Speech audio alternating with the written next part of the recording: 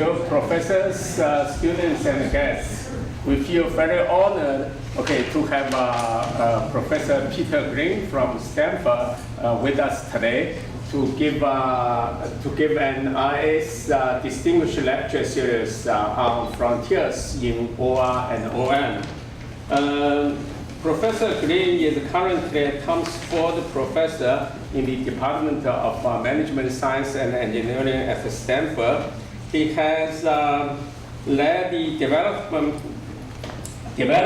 of the department for many years. He served as deputy chair of the department for several years, from 1999 to 2005. Then he served as the chair of the department from 2011 and 2015.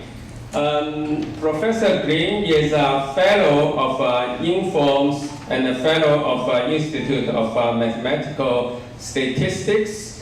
He has been a co-winner twice for the best publication from Inform Simulation Society.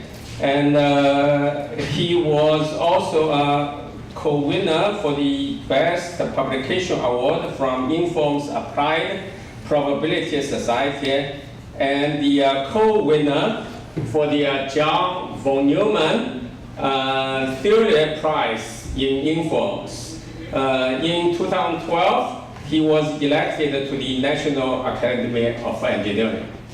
Please join me to welcome Professor Glynn.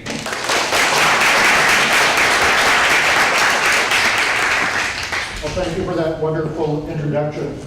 It's a great honor to have the opportunity today to give this lecture as part of the Institute for Advanced Study. Given all of the luminaries that are members of the Institute for Advanced Study, I feel particularly honored and even really humbled to be here today and to give this lecture. I'm also awestruck by this view out here. I won't blame you if your view drifts off every once in a while to take in this lovely vision of Hong Kong. Hong Kong has always been a place that I've enjoyed coming to. It's a very vigorous academic environment within the city, with multiple universities, lots of people that work within my field of operations research and management science. And I look forward to many more opportunities in years to come to play a role within the intellectual environment here in Hong Kong. So today, I'm going to talk about modeling of non-stationary Markov processes. You can see here the title. It's a long title, but I think it's a very, very interesting field. It's one that I've thought about from the beginning of my career, and one that I think is quite compelling from an application standpoint. And yet, at least from my perspective, the amount of forward motion, forward progress that we've made in thinking about mathematical and analytical tools in analyzing this important class of processes, the amount of progress, I think, frankly, has been relatively limited. But today, I'm going to tell you about some things I think are quite exciting developments that give us a roadmap looking forward for how to analyze these types of models. So I'm excited to have the opportunity to tell you about these developments today. So here's the outline of the talk. I'm first going to say some words about what non-stationary means in this particular context. Non-stationary Markov processes is a term that can have several different interpretations.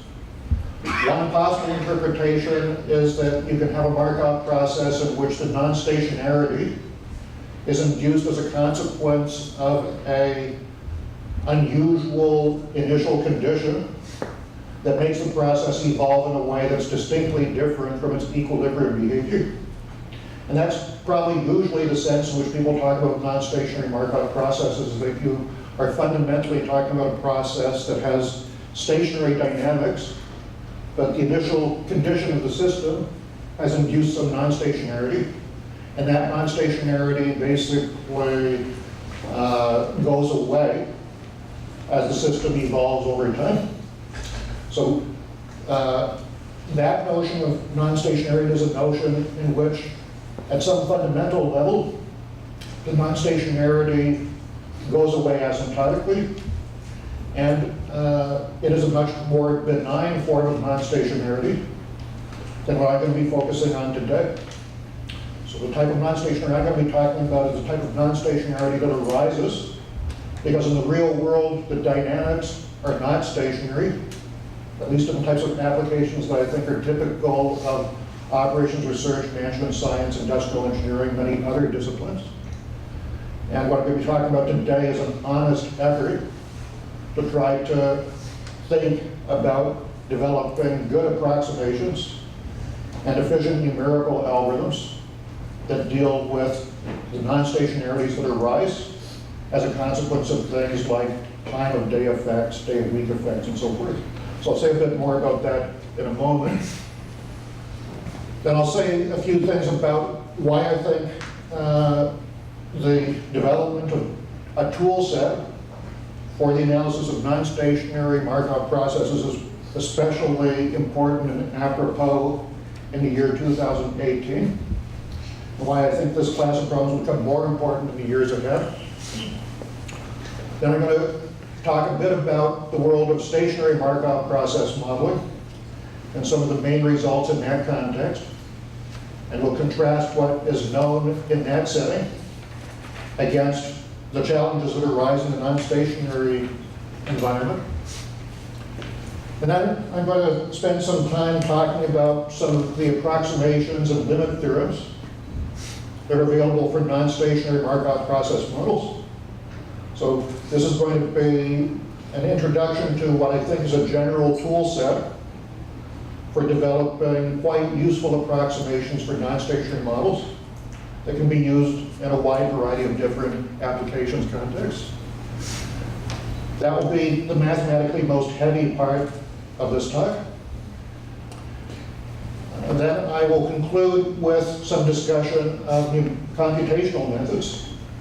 So in many settings, approximations don't quite cut it. The approximations maybe are not quite accurate enough to use for predictive or prescriptive purposes. And as a consequence, one wants to have fast numerics.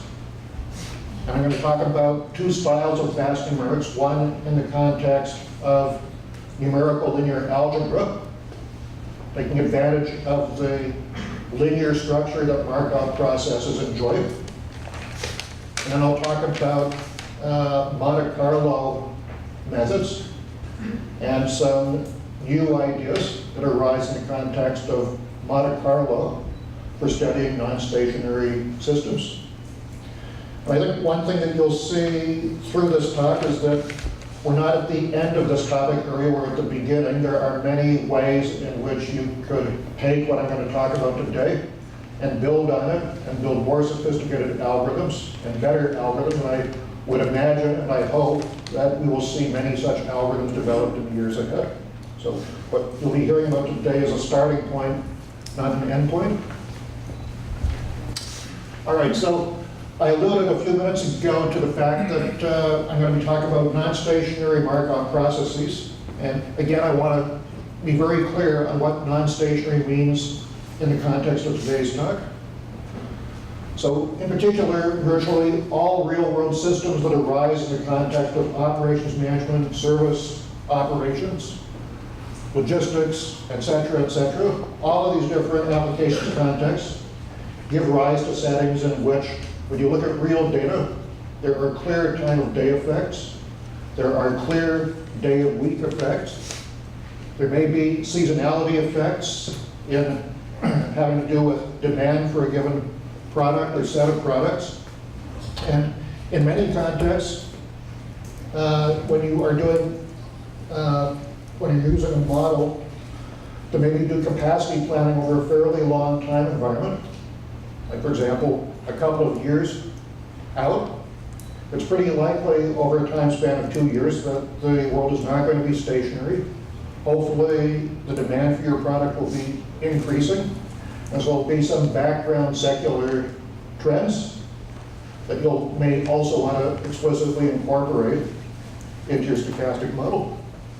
So there are many, many different problem environments in which the system is such that there are dynamical behaviors that are not consistent with stationarity. So again, what we're talking about here is a non-stationary environment. Let's contrast that against the stationary setting. The standard plain vanilla Markov chain and Markov process models that we typically look at in the world of operations research, management science, industrial engineering. These are almost always models having stationary transition probabilities. And when you have a model having stationary transition probabilities, what you are assuming is that, for example, the arrival to the service center, for example, have a arrival rate that is constant in time. We're assuming that the service time distribution, the time required to serve a customer, serve a job, has a distribution that is independent of time. And in the context of things like call centers in which customer abandonment is a key issue, again, in these models having stationary transition dynamics, the assumption would be that the abandonment rate is also independent of time. Now, if you think about your own personal behavior, you probably know from your own experience that things like abandonment rate actually are quite time of day dependent. When you're in the middle of the workday and you get a busy signal, you're much more likely to abandon because, frankly, you can't spend much time on the phone at that time of the day, as opposed to, let's say, over your lunch hour, where maybe you have a bit more freedom to wait 5-10 minutes to get service. So it's pretty clear from our own individual behavior that abandonment rates, arrival rates, service time distributions are likely oftentimes to be very dependent on time of day.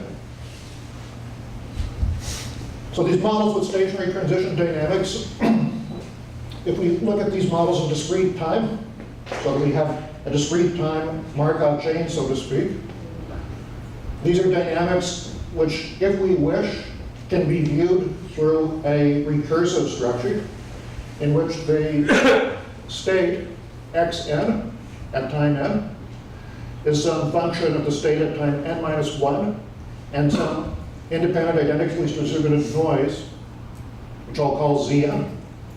So you can see in this model that the f function is independent of time, and I'm assuming that the noise, the Zn's, have a distribution that's independent of n. So this induces dynamics that are stationary in time. That means in particular that the transition probabilities of this type of stochastic process, the probability of going from x to y, doesn't depend on n. This p of x, y is independent of n. And in particular, this brings us to a world in which the dynamics of the system are very cleanly encapsulated through a single matrix, the one-step transition matrix P, in which the xy entry of P is the probability of going from x to y in one transition. So the great majority of the papers and the academic literature, and maybe even to some extent the applications that build on Markov chain models, the great majority of this work focuses on these types of stationary models. I'll say a little bit more about why this is the case later. But what I'm going to talk about today are Markov models in which the state of the system at time n is again recursively derived, but now the recursion, the function fn, explicitly depends on n, and potentially the noise that's driving the system, while independent from one time epoch to the next, may have a distribution that also depends on n. So now this is quite clearly a system which can potentially model time of day effects. The fact that, for example, the arrival rate may depend on time n, and maybe describing a system where the arrival rate is ramping up and then going down over the course of the day. So this gives rise to the Markov chain model with non-stationary transition probabilities. The probability going from x to y now depends explicitly on time n. And in this context, the dynamics are more complex. The dynamics are characterized by a sequence of transition matrices. It's not a single transition matrix. P1, P2, P3, and so forth. So the P3 matrix, for example, is describing the transition dynamics from time 2 to time 3. So now why is it that non-stationary modeling is important? Well, I think I've already hopefully convinced you that non-stationary modeling is fundamentally important in lots of applications. But here's a data set that I think makes this very clear. This is a data set from a US call center. This is quite typical of service operations in many settings. And you can see here over the 24 hours of the day just how non-stationary the arrival rate to the system really is. Now, in this context, can we really realistically imagine that we can capture performance predictions and make good prescriptive diagnoses based on a model in which the arrival rate is assumed to be constant? Well, I think it's pretty hard to imagine that you can get good predictive power from a constant arrival rate process when you have this type of very strong non-stationarity in the data. Well, these non-stationarities, these time of day effects, day of week effects, and so forth, have always been present in the real world. So that raises the question, given that the real world has always looked this way, why is it that so much of our literature has focused on stationary modeling? Well, the answer to this question is to some extent predictable, I think. It's because we want to work with tractable models. Tractability in this context means that these models are much easier to analyze. So in particular, as we'll see in a moment, these are systems that are easily analyzable in terms of their steady state equilibrium behavior. And many times the reason that we are analyzing these models is maybe not so much because we expect to use the actual numbers coming out of the model as an accurate prediction of what will happen in the real world, but we're using the model as a descriptive guide into how to design systems efficiently and effectively.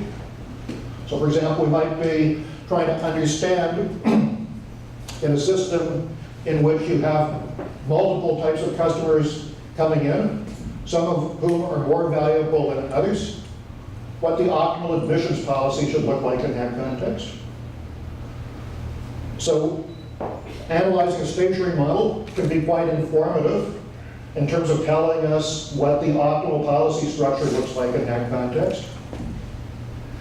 And that is already an enormous win in terms of helping us design good systems in the real world. So these simplified models are useful both in the sense that they're much more tractable mathematically, but they're also useful in the sense that the optimal policy structures are particularly easy to derive, much easier to derive in this context than for the non-stationary case. And furthermore, the optimal policies are often going to be much, much easier to describe because they're not going to exhibit all the time of day effect structure that you would see in the non-stationary world. So, historically, people have been trading off analytical tractability against model fidelity. Model fidelity meaning here, how accurate is this model as a description of the real world?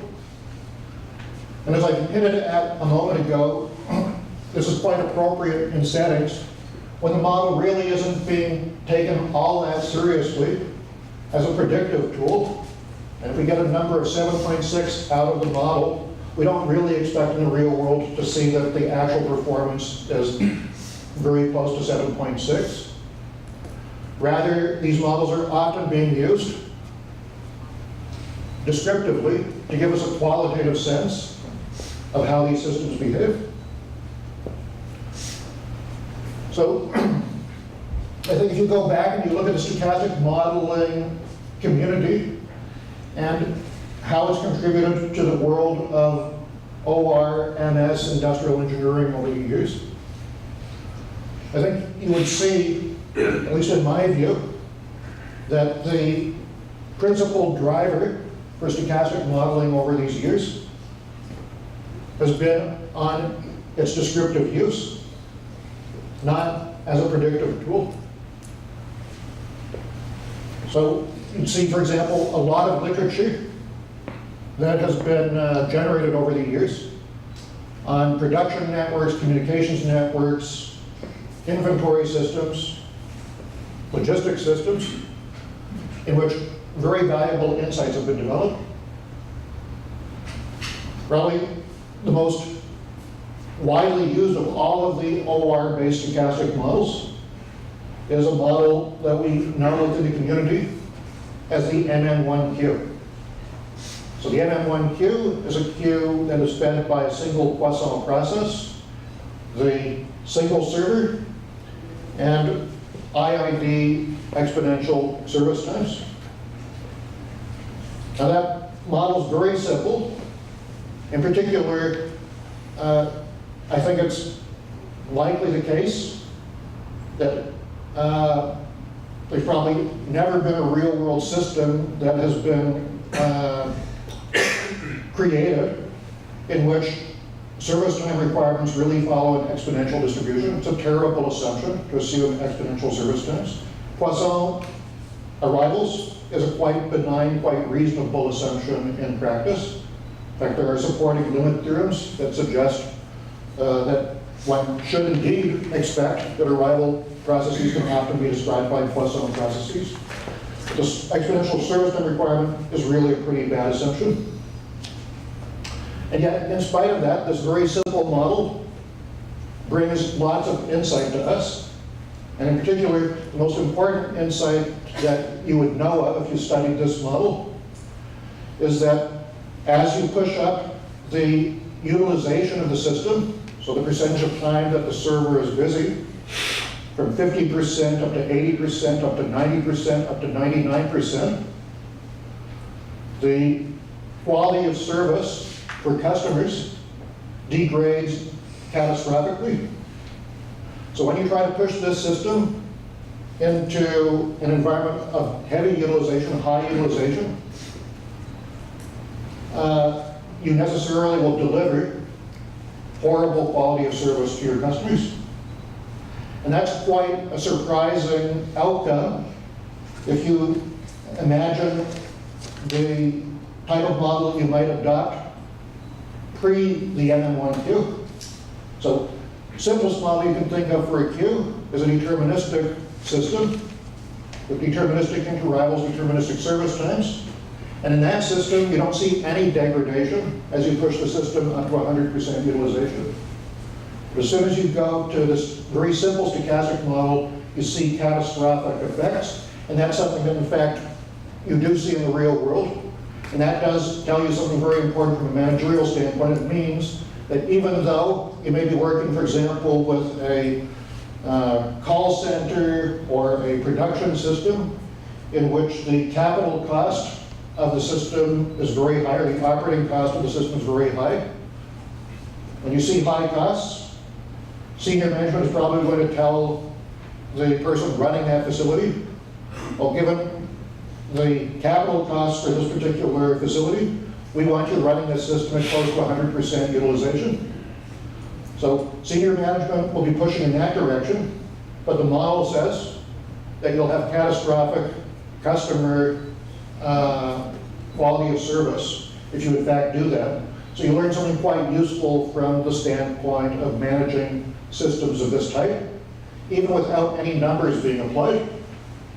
Purely descriptively, purely qualitatively, the MM1Q tells you useful things.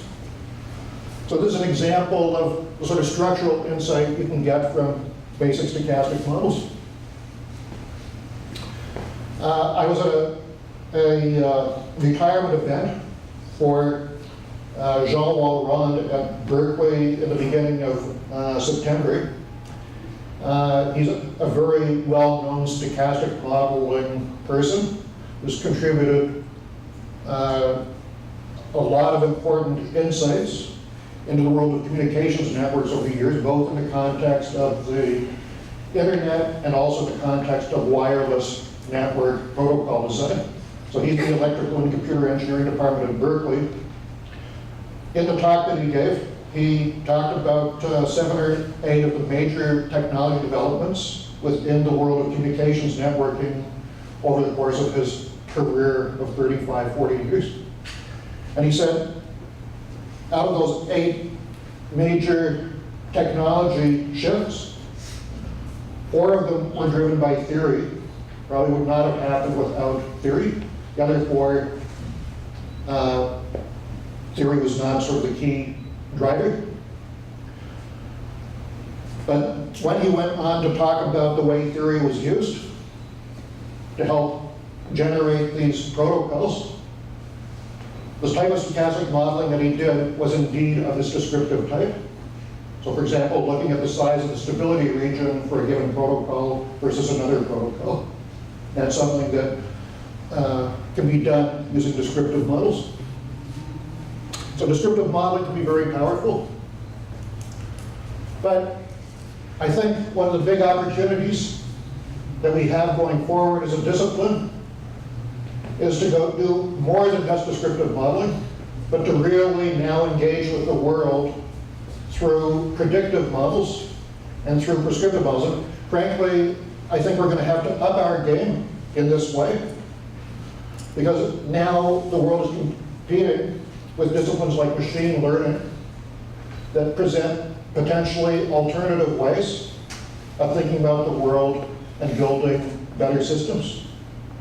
So if we want to be relevant in that kind of world, one of the things that we should be thinking about doing is taking the physics-based models that we have within our discipline, models that explicitly describe movements of customers, movements of jobs, et cetera, and using these models to make potentially better predictions about system performance, and hopefully the use of the dynamics, the use of the physics built into these types of models will create value that can complement and supplement the value that I think machine learning is also bringing to the table.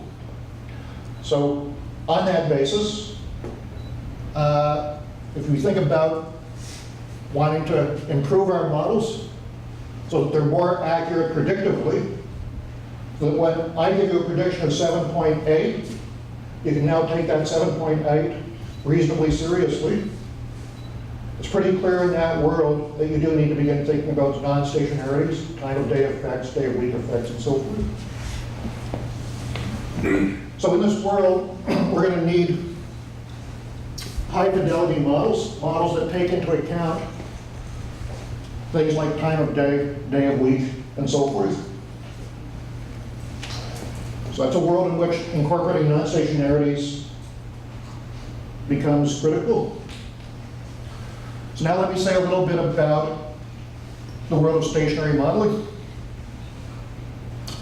So the world of stationary modeling is the world of plain vanilla Markov chains. The Markov chains that we see in a standard stochastic processes class.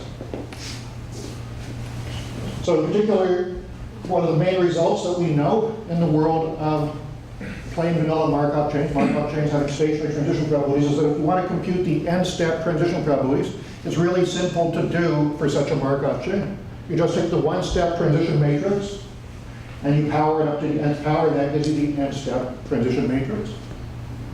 So now, thinking about what happens to one of these dynamical systems when n is large. Now, n is large is an important environment because when n is large, it begins getting very expensive to multiply out the matrices n times. So there are computational complexity issues that become important, particularly if you're thinking about using these models in a real world, in a real-time decision environment. So thinking about n big is important. When n is big, fortunately, there's a simplification that occurs in these models. Namely, under very mild conditions, aperiodicity, irreducibility, and the fact that you have some stability in the system, so-called positive recurrence, the n-step transition probabilities actually converge to a limit, so-called pi of y's, the steady state probabilities. So pi of y is the steady state probability of being in state y. And this pi of y is really easy to compute. All you have to do is solve a system of linear equations. So rather than compute the nth power of a matrix, which could be quite time-consuming numerically, all you really need to do when n is big is solve this system of linear equations. These equations are called the steady state equations, the stationary equations. Some people call it the invariant equations or invariant distribution, equilibrium equations. They have many, many different names in different communities. One of the things that's nice about the steady state of a Markov chain is that there are an amazing number of models for which you can compute the steady state distribution in closed form. Birth-death chains, there are so-called Jackson and Kelly networks that come up in the queuing context and many other settings as well, biology, physics, chemistry. These are all special cases of so-called product form networks. There are many, many Markov models for which you can explicitly compute stationary distributions, steady state distributions. So it's not a stretch to say that computing the equilibrium distribution is really the central focus of stationary Markov modeling. Now, another thing that is a consequence of this result is the fact that the probability of going from x to y in n steps, when n is large, can be approximated by the equilibrium probability of the state y. And what this result is saying is that, well, we can see on the right-hand side, pi of y doesn't depend on x. In other words, the n-step transition probabilities when n is large don't depend on x. This is a statement of what probabilists call loss of memory. The system is losing memory of where it started off at time 0. The system state at time 0 is statistically independent when n is large of the system state at time n.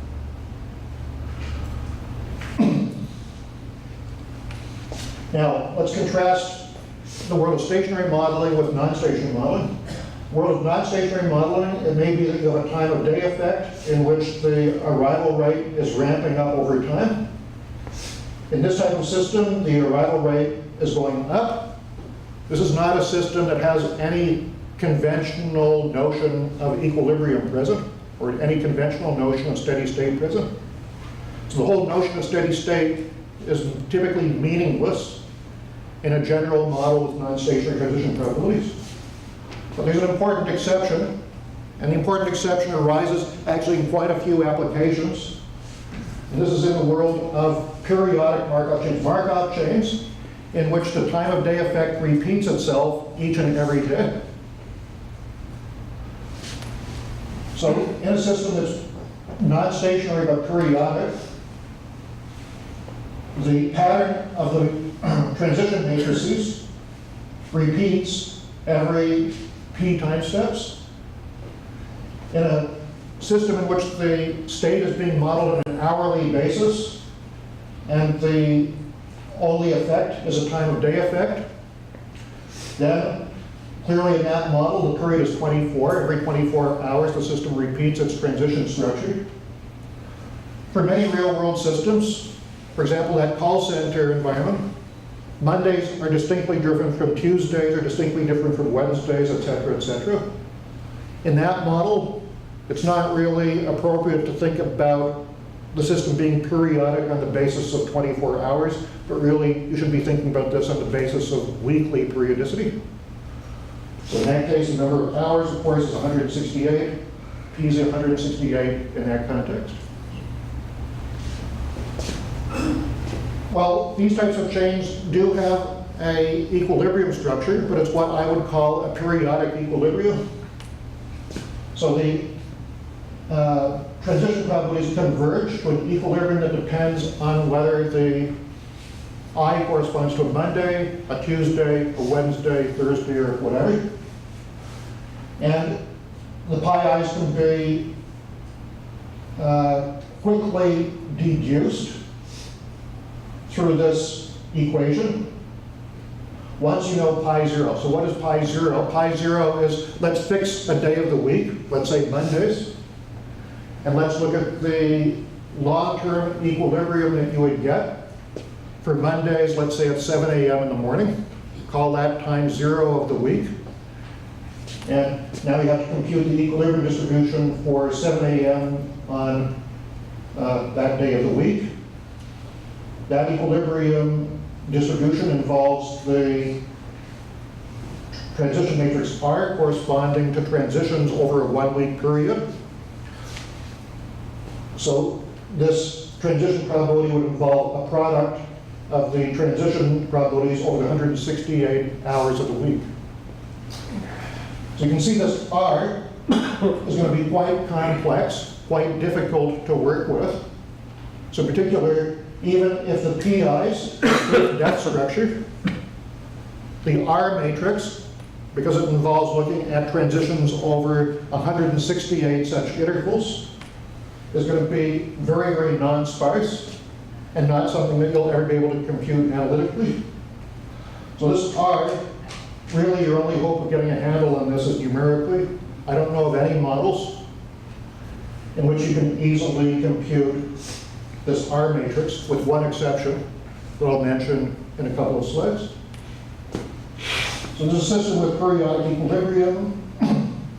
It's easy to compute the equilibrium distribution of this system once you have the pi 0, but computing the pi 0 is not going to be something that you can typically do analytically in closed form, because it involves a transition matrix R, which is highly complex. So as I mentioned a moment ago, this type of periodic equilibrium actually is typical of many service operation settings. If you think about traffic congestion in a city, that's a pretty good description of that as well. And as I just noted, the key calculation here involves trying to compute the equilibrium for pi 0. And unfortunately, that's not anything that you'll typically be able to compute analytically in closed form. So almost nothing in the non-stationary setting can be computed in closed form. And what does that suggest? What that suggests is, well, in the world of probability, if you can't compute things in closed form, you have two alternatives. One is to do an approximation. The approximation would be based on what probabilists would call a limit theorem. And the other alternative is to develop fast computational algorithms. So I'm going to talk about both of these in my remaining time. Now, I did say a moment ago that there is one setting in which you can do closed form analysis for non-stationary systems. And the one class of models that you can analyze in great generality, even when there's non-stationarity present, is the world of infinite server systems. So infinite server systems might seem like they would never come up in practice. That's sort of an irrelevant and uninteresting model class. But there are some applications where this arises as a quite appropriate model. For example, if you're looking at electric demand can be viewed through the prism of an infinite server queue. And in fact, these types of models are used in that setting to look at demand structure for that class of applications. The other important insight that you get from infinite server queues is that infinite server queues should at some level be approximations to many server queues. So many server queues, you don't have an infinity of queues, but maybe instead you have 100 servers. You don't have an infinity of servers, you have maybe 100 servers. And so the idea of having 100 servers actually does come up in many different applications contexts, in particular in the setting of service operations, things like call centers. Call centers would often have staffing representatives up in the order of hundreds. So it should be in that context that somehow the presence of the infinite server queue does tell you something interesting about staffing policies for such many service operations systems. All right, so now let me spend the remainder of my talk talking about, first of all, approximations for non-stationary Markov chains. Now, what is it that I want us to aim for? I want us to develop approximations that don't rely heavily on specific model structures. So we can apply them to quite general Markov chain models having non-stationary transition probabilities. It would be nice if the amount of computation that we have to do to use this approximation involves numerical computation comparable to what we have in the stationary case. So for example, if you want to look at the large time behavior of a Markov chain having stationary transition probabilities, what we typically would be doing is computing the steady state distribution of that Markov chain and in particular, solving the linear system pi equals pi p. So I want something in the non-stationary context that has a complexity similar to computing pi equals pi p. I'd like this approximation to be valid in an asymptotic regime that makes sense in many different applications environments. And finally, I'd like this to be an approximation where I can easily see how to implement it in the real world on real examples. All right, so if you look at the existing literature, to the extent that there is a literature on non-stationary Markov systems, a la the ORNS world, is one in which people focus on very, very specific models, like the MM1Q with a time-varying arrival rate, or the SRQ with a time-varying arrival rate.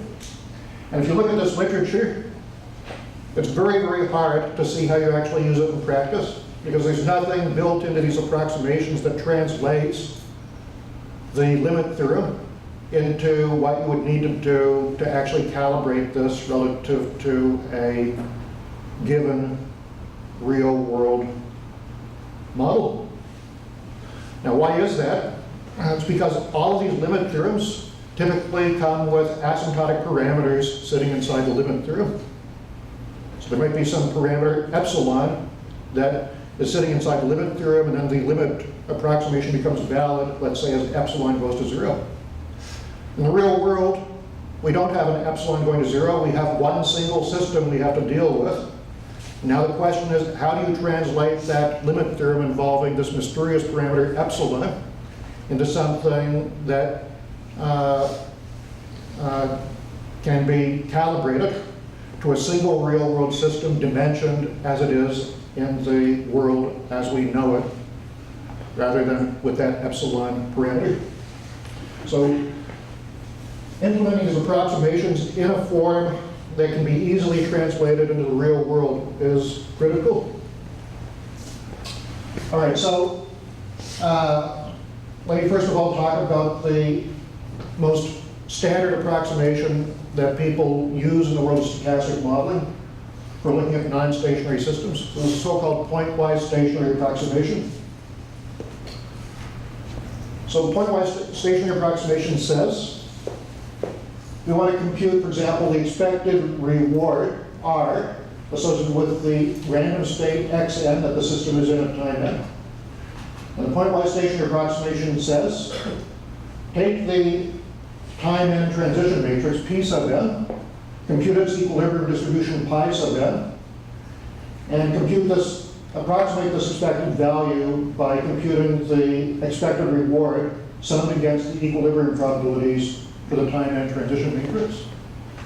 So it's as if we assume that whatever transition matrix is being used at the time n of interest is constant in time.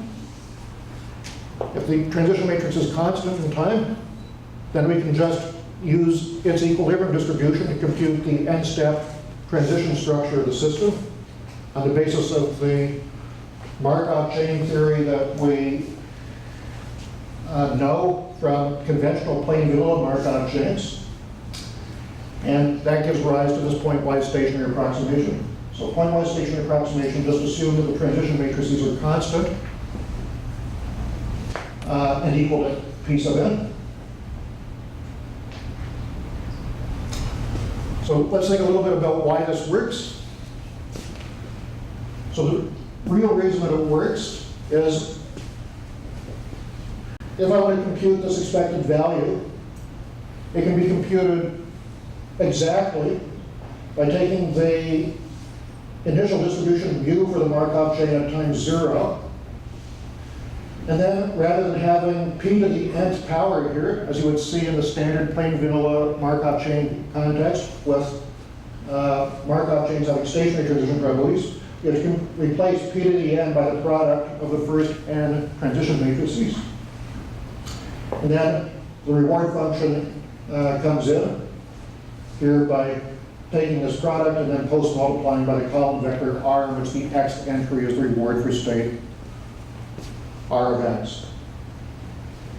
All right, so if we assume that the transition matrices close to time n are all pretty close to the time n transition matrix, so in particular Pn minus is approximately Pn for k's that range between 0 and m, then we can replace the last n terms in this product by Pn times Pn times Pn, m times. So we get this thing raised to the nth power. Then we know that if we take the nth power of a stochastic matrix like P sub n, that will converge to a rank 1 matrix. Let's see. Well, we'll converge to a rank 1 matrix in which all the rows are given by the equilibrium distribution of P sub n.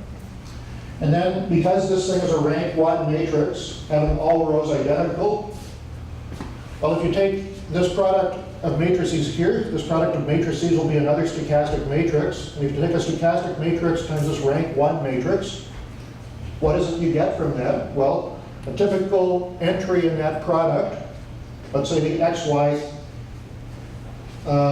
element in the product of this quantity with pi sub n is going to be the inner product of a row of this quantity with a column of pi sub n. But since pi sub n is rank 1, it has identical entries down its columns. That means that common entry in the column factors out of the inner product, and you just get the row sum. The row sum, in particular, is equal to 1 because it's a stochastic matrix, and what that says is that this quantity just computes out to be pi sub n itself. And so that justifies this pointwise stationary approximation. So now what I'd like to do is to improve on the pointwise stationary approximation.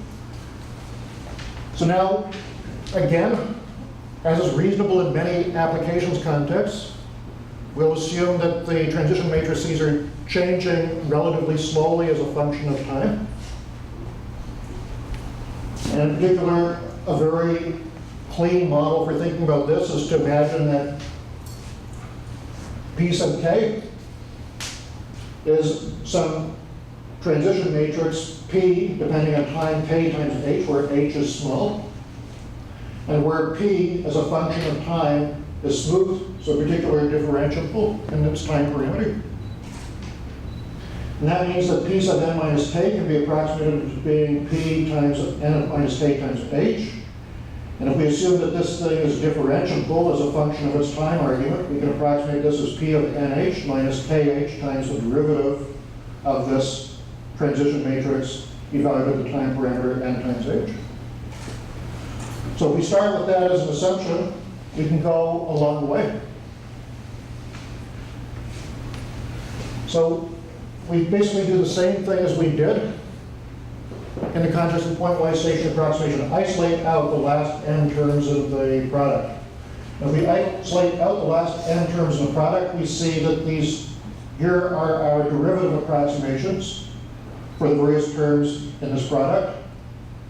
And it turns out we can collect these terms in the way that I've suggested here. And a key element is we're going to be thinking about, in the end, n being relatively large. That means that this quantity is p of nh raised to a large power.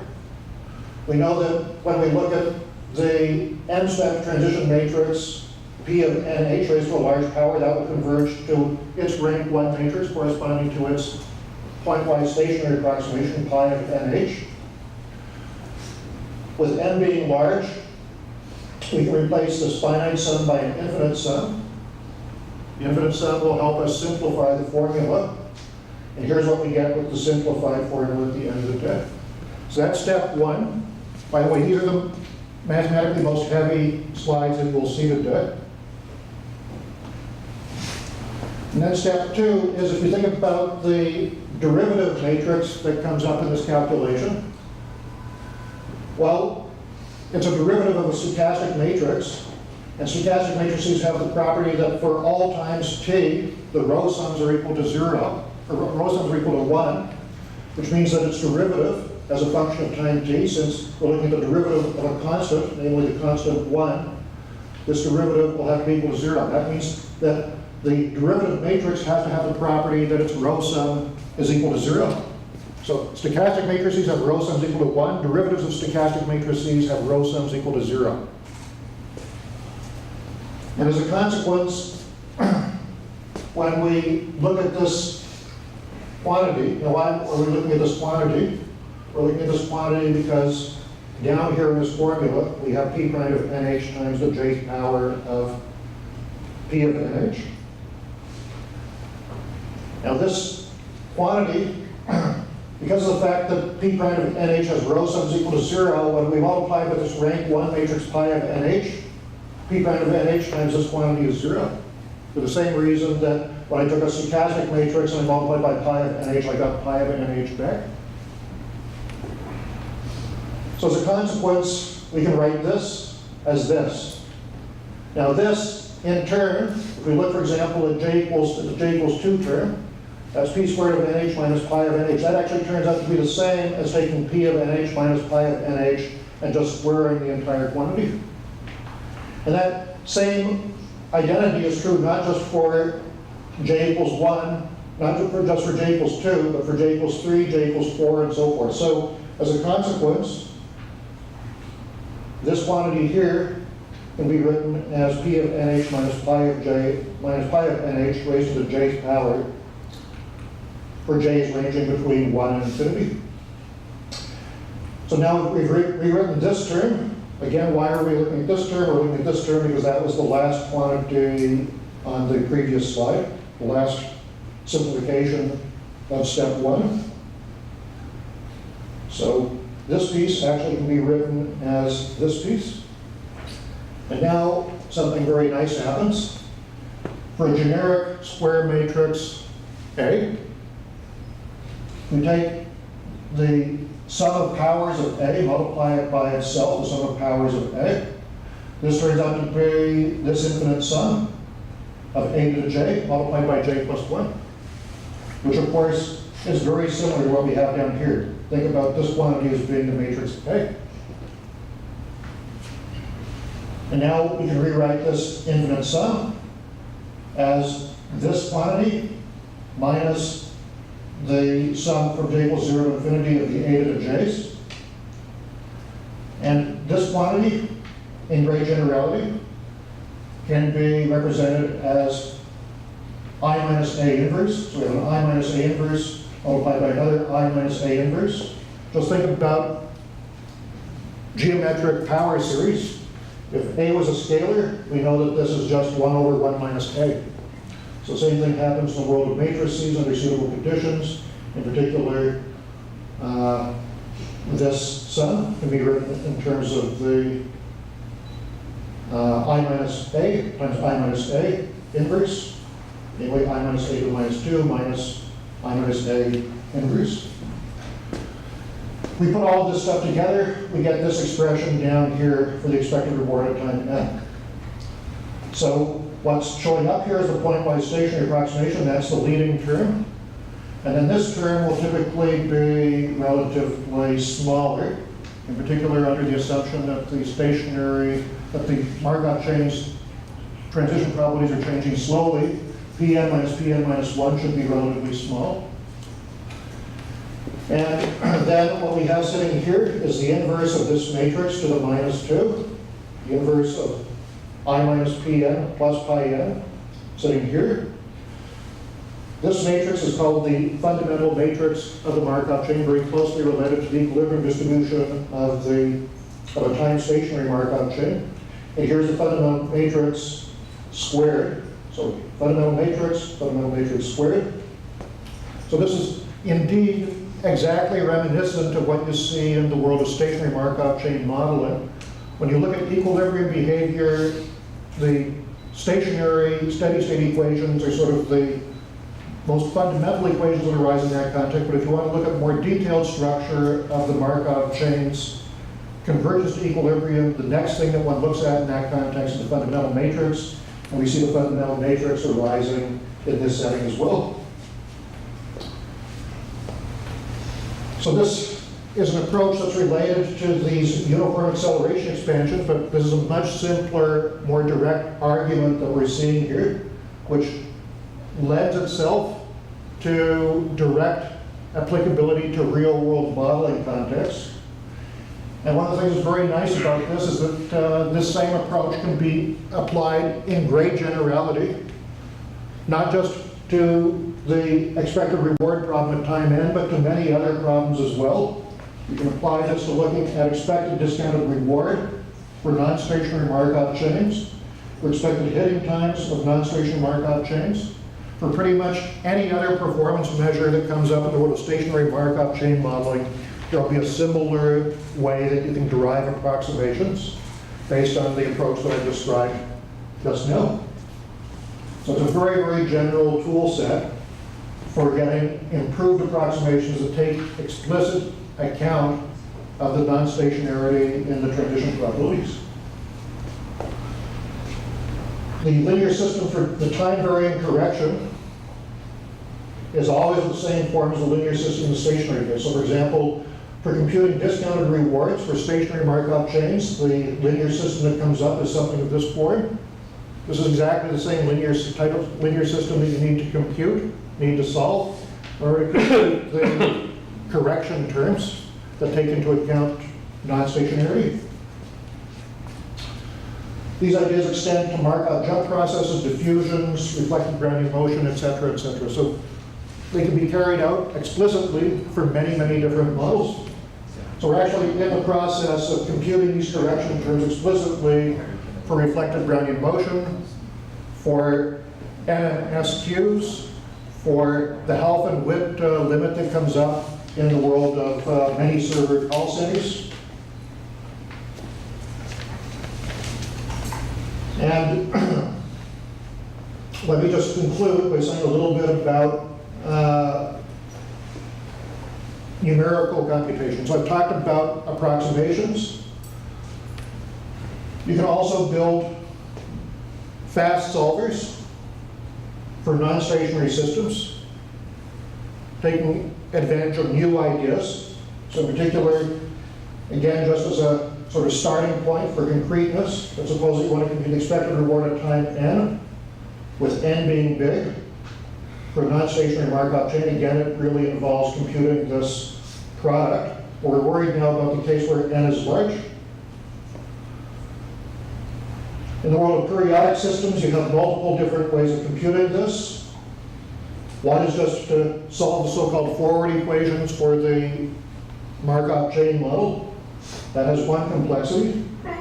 Another is by taking advantage of the periodic structure that I discussed earlier. That's a second approach for numerically computing the n-set expected rewards. It actually turns out that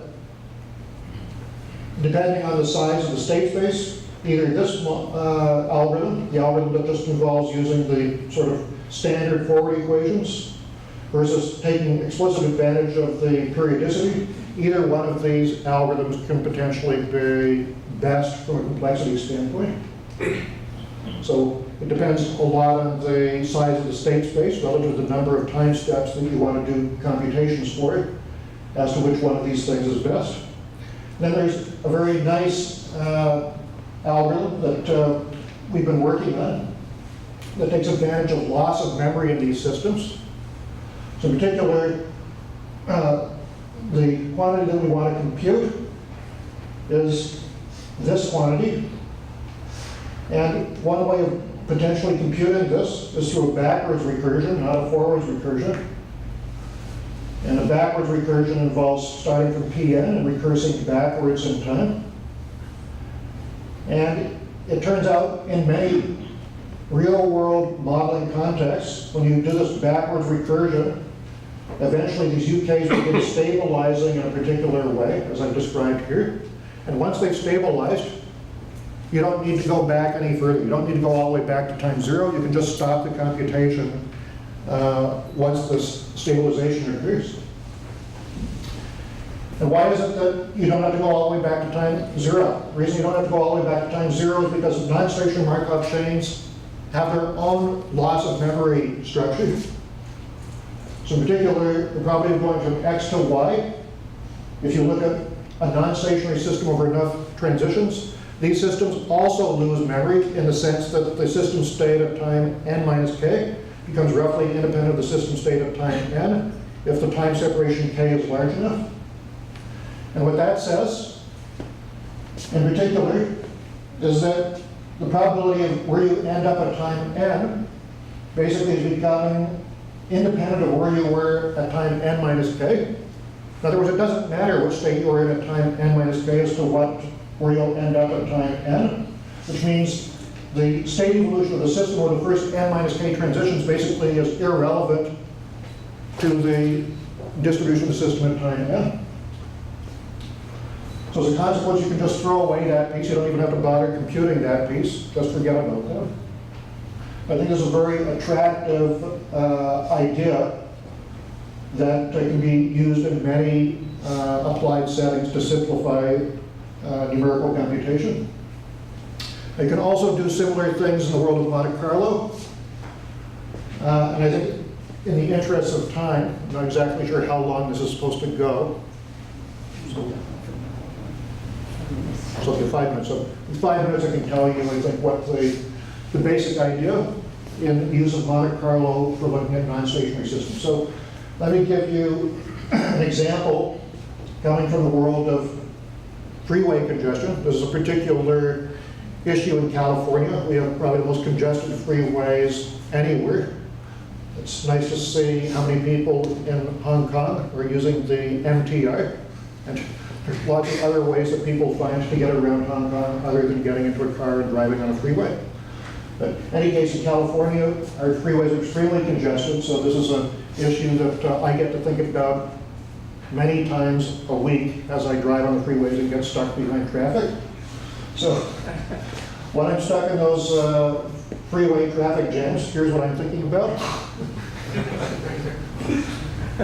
How can we use simulation to look at freeway congestion, let's say at 5 p.m.? So we want to simulate the vehicle traffic. Now there's a question about how we initialize the simulation. Do I initialize the simulation based on traffic on the San Francisco Bay Area freeways at, let's say, 2 a.m. the previous day, and run a simulation all the time forward to 5 p.m.?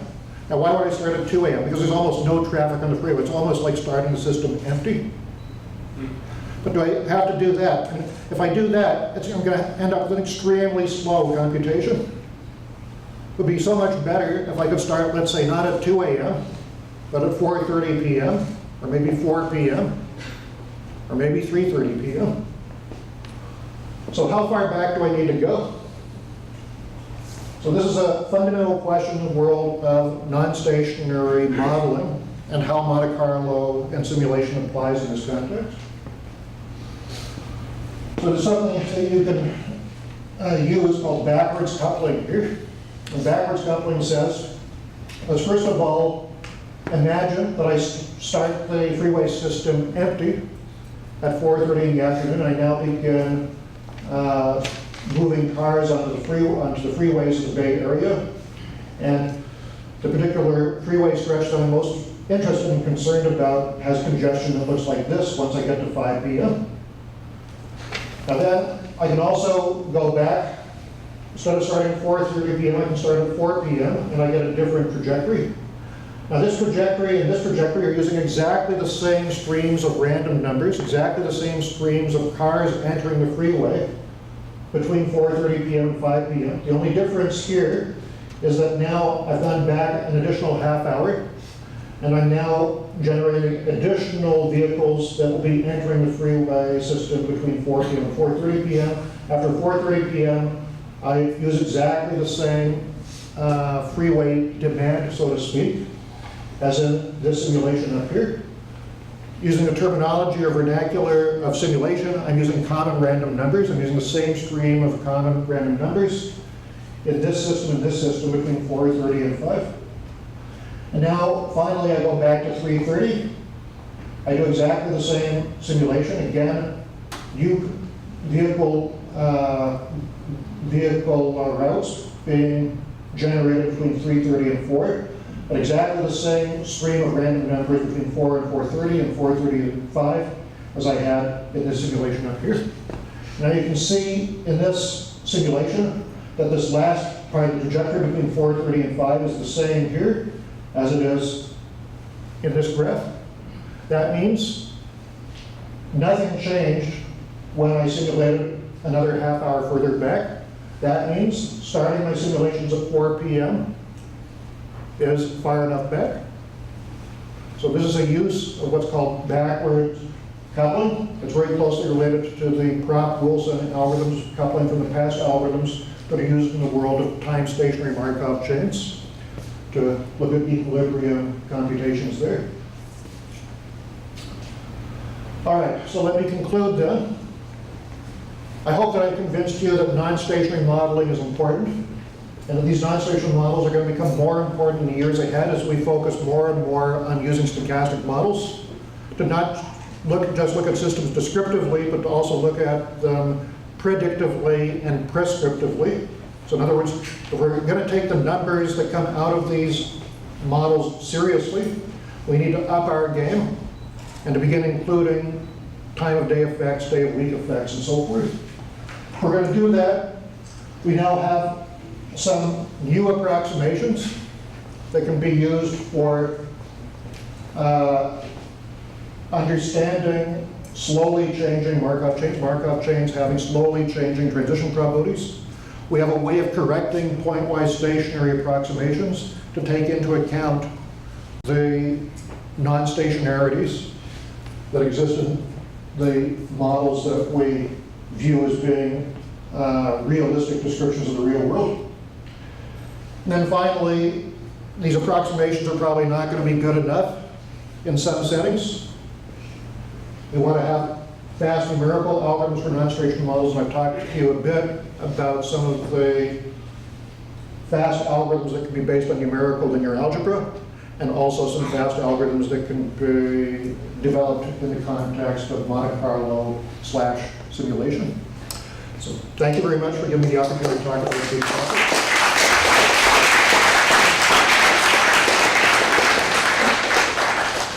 Okay, before we open to the audience, we will have a discussion session right now. We invite Professor Jeff Hong from Fudan and Xiaowei Zhang from CPU to be in charge of the discussion session.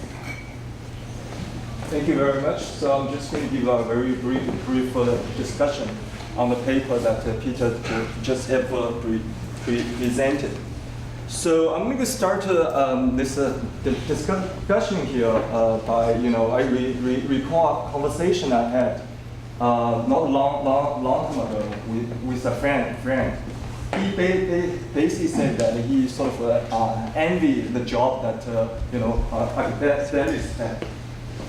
So that's his comment. He said, you academics only solve problems that you know how to solve. And then he further sort of elaborate what he means. So he basically said to finish a big project like him, so there may be 10 problems, they have to solve all 10 problems. But when your academics coming in, you just pick up 3 out of 10, and you solve those problems really well using all the theories you have. But you ignore the other, the other 7 problems, just trying to pretend they don't even exist. So I have to say that for many of the academics in the field, that the long stationarity problems is like one of those 7 problems. They are very difficult to solve. So that's why I think Peter's work in this field is quite important. And also that explains why this paper I was trying to read was so difficult to read. Because it's quite difficult, because we didn't know how to solve the problem.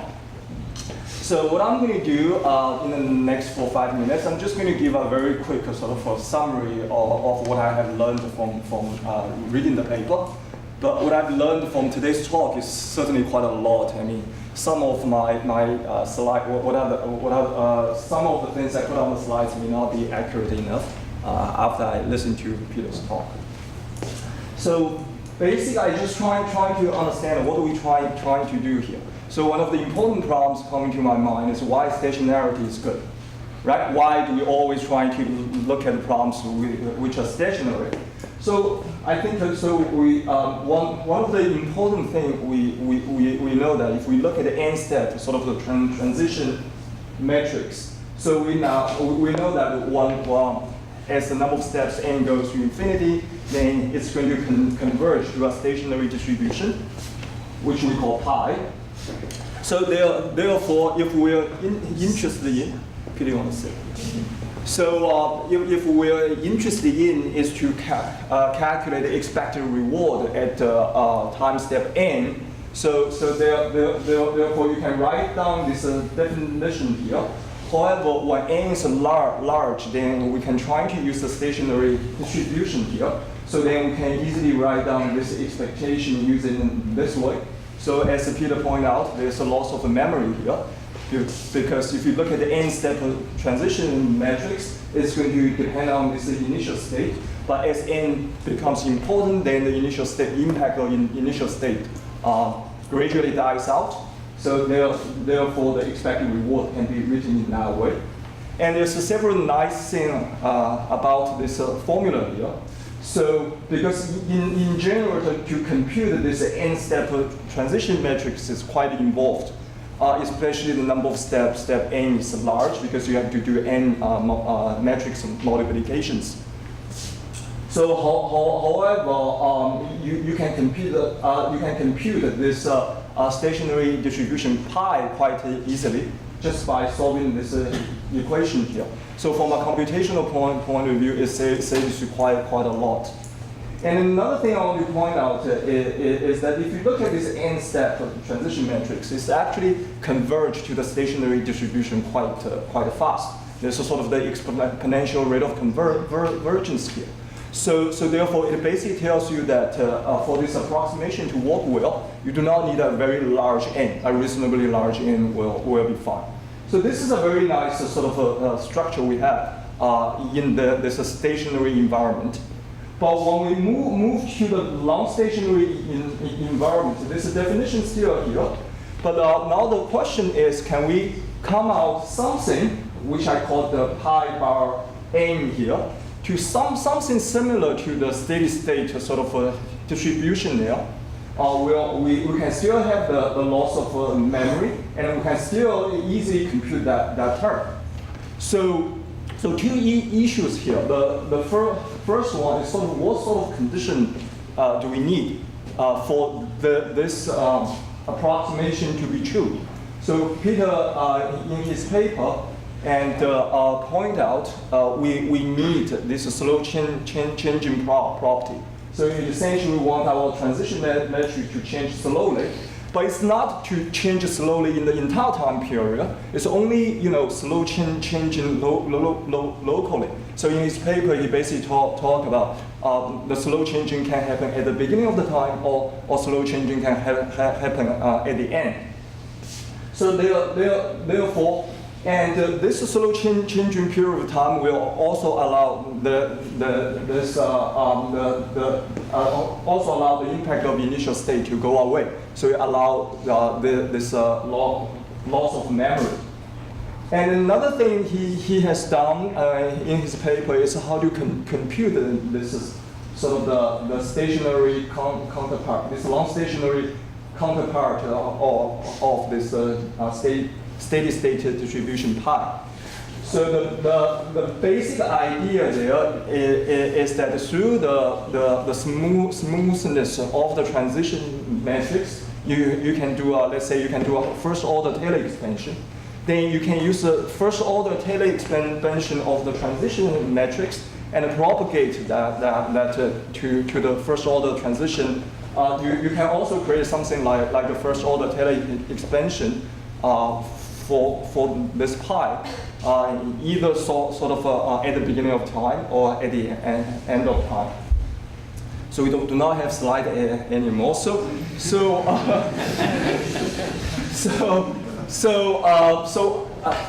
Besides what I have summarized, so the only thing I have left on my slides, I have some final comments. I think what is really important here is a time scale. What is really important here is a time scale. So what we need is at the end of the time, probably do not need to use. I don't know, shall we probably need slides? I do not need that anymore. Yeah. So the important thing is, let's say if we look at the end of the time, if we look at the end of time, so we need a local period. We certainly need a local period. But this local period, in this local period, so this transition matrix itself is smooth. But however, the local period itself also need to be long enough. It's going to contain enough number of steps for this loss of memory to come in. So therefore, in that sense, for the scheme to work, the system itself needs to be quite large. So like the sort of the call center problems we have talked about, will the arrival rate actually change in the order about 30 minutes. But however, if you look at number of calls every minute, it can be quite a large number of calls. So for a system like this sort of approximation is going to work very well. So that's all I have. Thank you.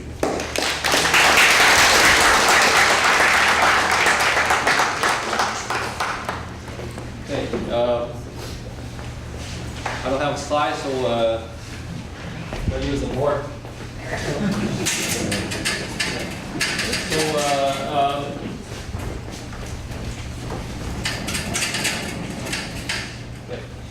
So I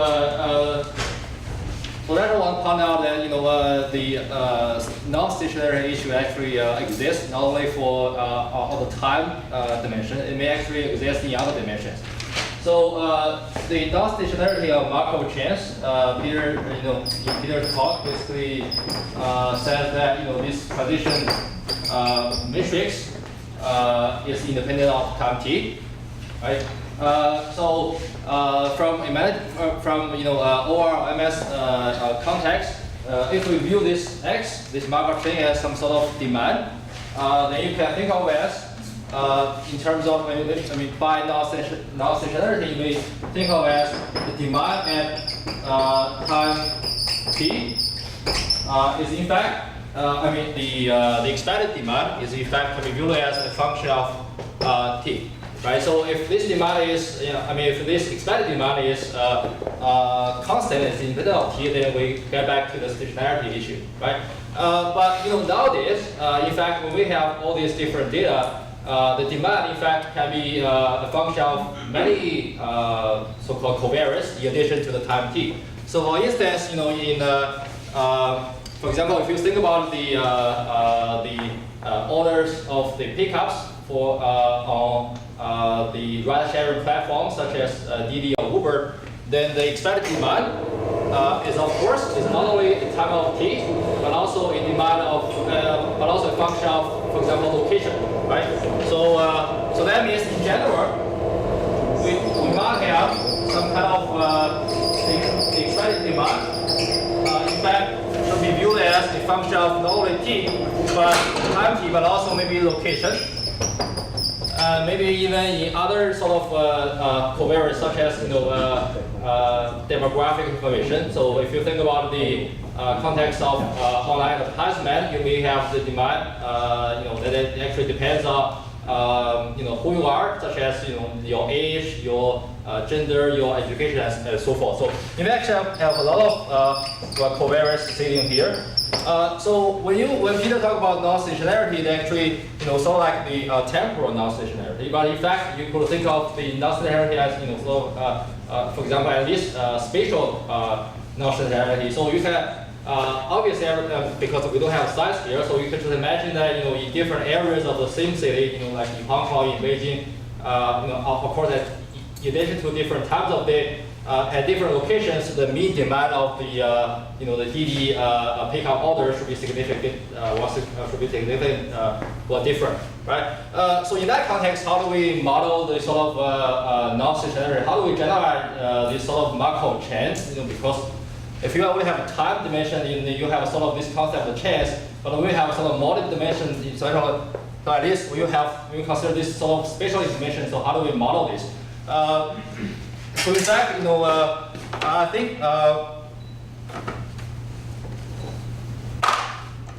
think in multi-dimension, a common model that we probably use is like for example the so-called Gaussian process or Gaussian random field. Okay.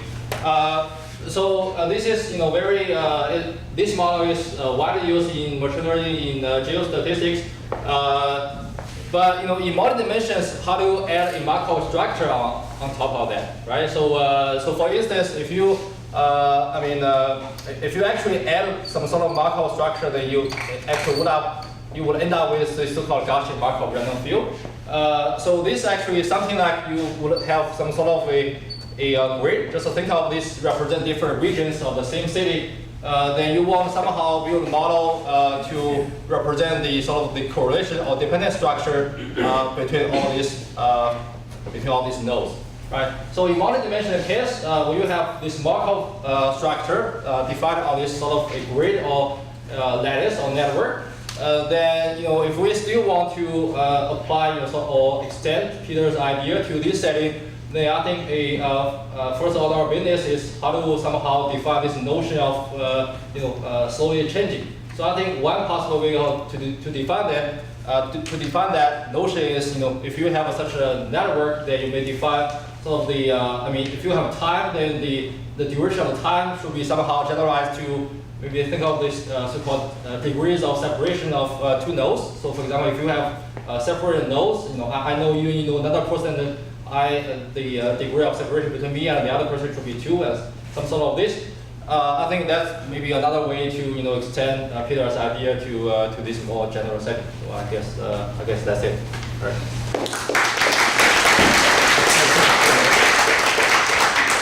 Do you have some comments for Jeff and Xiaowei?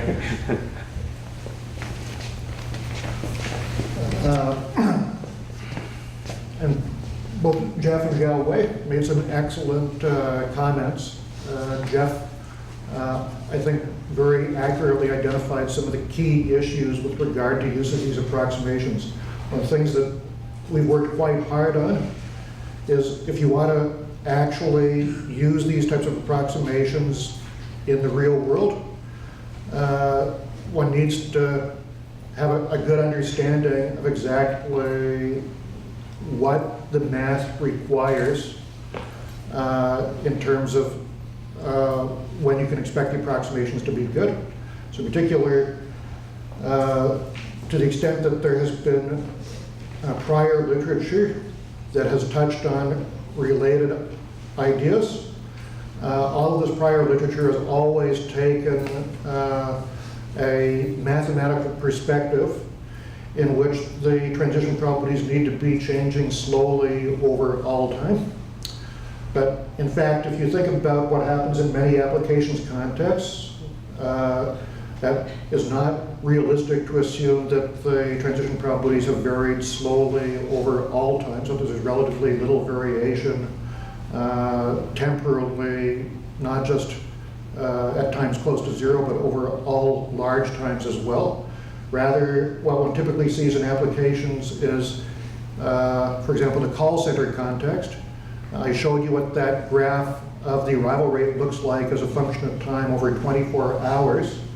But if you drill down to a time span that looks roughly like a service time, so service times in that particular call center are on the order of about 3 or 4 minutes. So in other words, once you got through to a service representative, the call lasted about 3 or 4 minutes. On that time scale, many times of the day, the arrival rates are not changing very much over such service times. And it turns out that what the theory says that we've developed is that you can already expect these approximations to work quite well when the slow variation occurs only over that very short time scale of 5 minutes. You don't really need to have slow variation over the entire day. Slow variation over the 5-minute interval prior to, let's say, 4 p.m. If you're interested in congestion effects at 4 p.m., look back to see what the change in the arrival rates looks like between 3:50 p.m. and 4 p.m. If that's slow, that's already good enough for these approximations to be good. So Jeff really picked up on one of the key things that we really spent some time looking at in our paper, and one of the things that I think will make these results potentially applicable in the years to come. Jia Wei, I think, has identified some very, very interesting potential research directions. He's absolutely correct that oftentimes the departure from stationarity isn't only a consequence of time of day effects. There can be other covariates that are playing an important role. Again, if you look at something like ride-sharing platforms, if you have a covariate telling you that tonight there's going to be a big concert in downtown Hong Kong, and that concert is likely to finish around 10 p.m., well, that's a pretty important covariate to be aware of if you're doing scheduling in a ride-sharing platform for this city. So it's very clear that covariates have an enormous impact. Jeff talked about the 10 problems and that maybe academics have worked on maybe only 3 of the 10 and have left the other 7 to be done. Well, I talked about 1 of the 7, as Jeff pointed out, but there are another 6 problems that need to be dealt with, and covariate information is definitely one of those other 6. So both of the discussants this evening made wonderful points. Thanks to both of you. Okay, I think we can take maybe 2 questions from the audience. Okay, any question? Yeah, okay. Thank you very much. Very interesting talk and discussion. So thank you very much for that. To be fair to stationary analysis, it's good also to mention that sometimes you can get the 7.6 from stationary analysis. For example, loss systems. We have insensitivity to the service time distribution, so you can get an LNP system and stuff like that, and also networks of LNP systems are quite nearly insensitive to this. So in many cases you do get 7.6 from the stationary analysis, and it has been used many years for that. So maybe you can comment on that. Well, I agree totally that the stationary modeling has had, there are areas in which the stationary models are reasonably predictive. I'm not sure that insensitivity per se, though, is something that tells you that you don't have to worry about non-stationarities. Those results are steady state results, and we're talking, when you have non-stationarities that are present, you're talking about the dynamical behavior of the system and how it behaves as it goes to equilibrium. And there is no insensitivity that I'm aware of for these transient distributions. And so it's, I mean, it sounds right to me that when you have a system that's insensitive, that it probably is less, sort of more robust relative to non-stationarities than typical systems. But I'm not sure that there's a theorem out there, at least currently, that says that when you have insensitivity, that it necessarily means that the system has that characteristic. And it sounds like it could be correct. So for all the PhD students out there, there's an interesting potential problem for you to think about, connecting up insensitivity to robustness and how it relates to non-stationarity. Another little question. When you're talking about the piecewise, is that the physical meaning can be explained? I take even a single server queue with large buffers, and I can look at different times and divide the day or the week into periods that I know are sort of the load, and adapt the service rate or the number of servers, and do again stationary analysis for each one of those periods, and then decide how many servers I need, etc. Is that? Yeah, I think that's exactly correct. And that intuition is exactly what drives these approximations. Okay. And if indeed you had a system where the statistics of the system were stationary over such intervals, so long as the time to equilibrium is fast enough that it occurs within one of these intervals, it's absolutely justified to just use standard stationary approximations in those models. And I don't know that there are probably that many systems that would be have exactly constant dynamics in this type. I think it's more likely in the real world that you typically would see these slowly changing dynamics. But there may be some settings in the real world where that occurs. And certainly in terms of driving your intuition about why the point-wise stationary approximation is valid, the picture that you've drawn is exactly the right picture.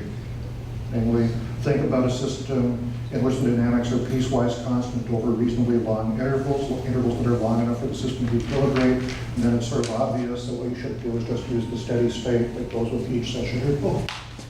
So it's a very good intuition that you've described. Okay, one last question. Okay, no. Peter, thank you very much. I want to ask you one question. If you were living on campus, what would you be thinking about at 5 p.m.?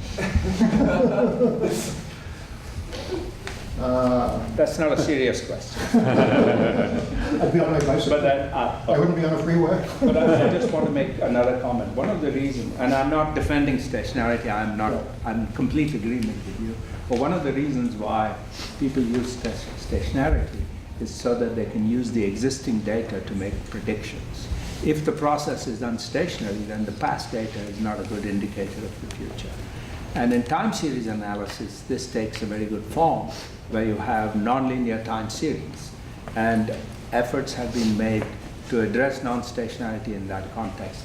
But I think your idea of slowly varying P's would have an impact on time series if this were to be exported in that general area. Yeah, I'd love to chat with you about that. Who? What did you say? I would love to chat with you about potential expansions to the time series.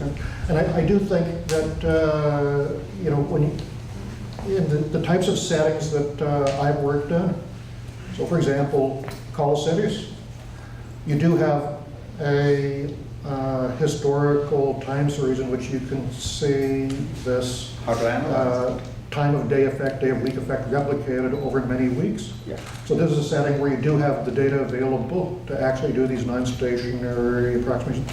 And a gigantic issue when you move to non-stationary modeling is indeed the one that I think you're hinting at, which is model calibration. How do you actually fit models to real data?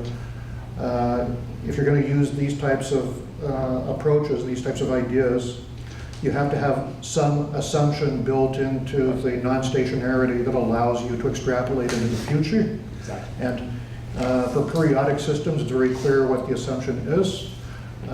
For non-periodic systems, systems where, for example, there's some sort of background secular trend, then you have to have some sort of statistical model available that's describing what the background demand rate is doing over time. But very, very good set of points that you just made. You're very polite. But they are very good points.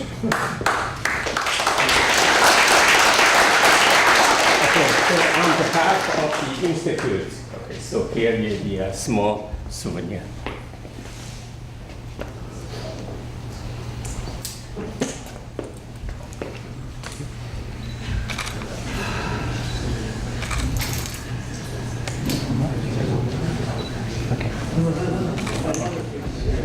Okay. Thank you very much.